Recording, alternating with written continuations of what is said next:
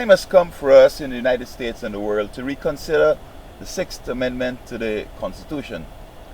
Now, it guarantees individuals charged in a criminal where the suspect has the right to confront the witnesses. And it seems to me that this is one reason we have such a high crime rate in the United States of America. Recently, I was parked at a certain place and I saw an individual robbing another with a gun. So I called the police.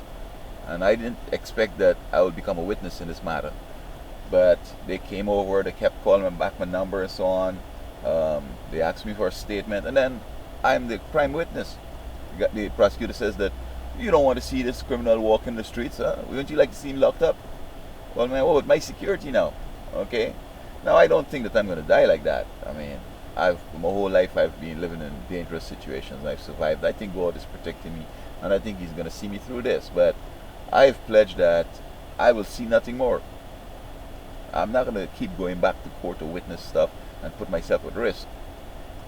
Now, and so when you look at this matter here, how can we reduce crime? The police in Oakland have recognized that many individuals would like to come forward and give information, and so most of the crimes will be solved. Somebody always sees something, but folks are weary of the retribution.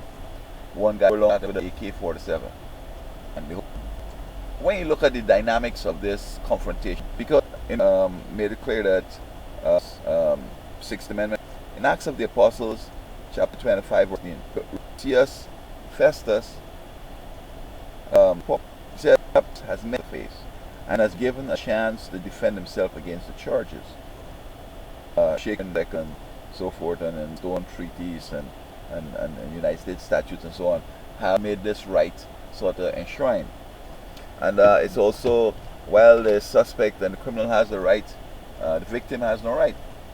Now, what happens in the dynamics in the court is the attorney, and when these defendants are charged with serious criminal behavior, either they have appointed their own attorney or the state provides them an attorney. Now, in many cases, even in murder trials, some individuals decided that they will prosecute their own case.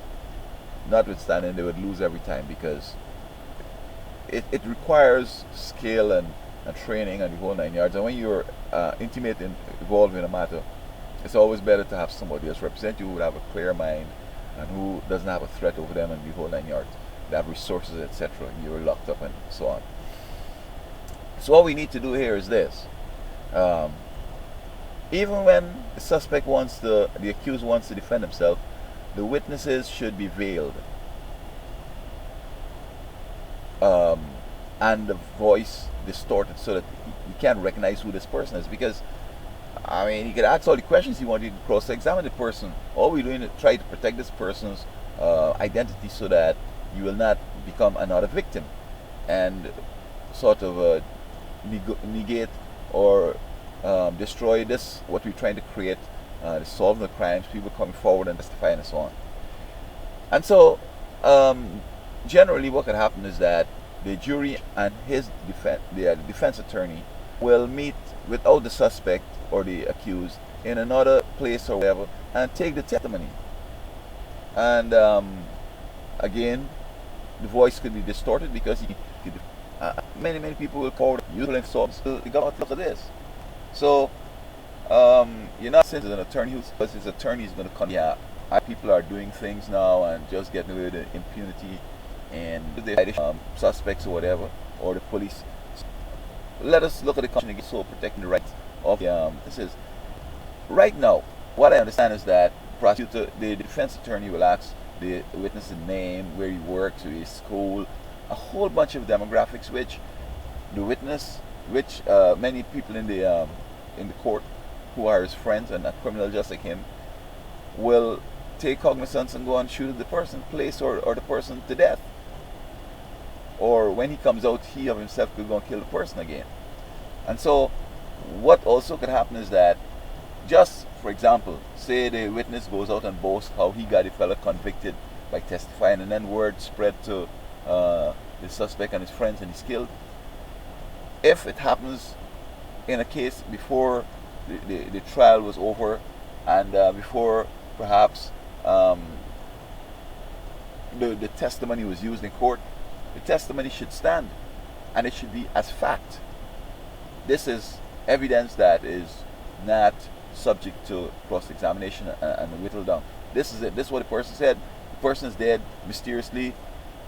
We ain't we're not blaming the defendant and his people, nothing, but we just believe that this was suspicious and this testimony has to stand.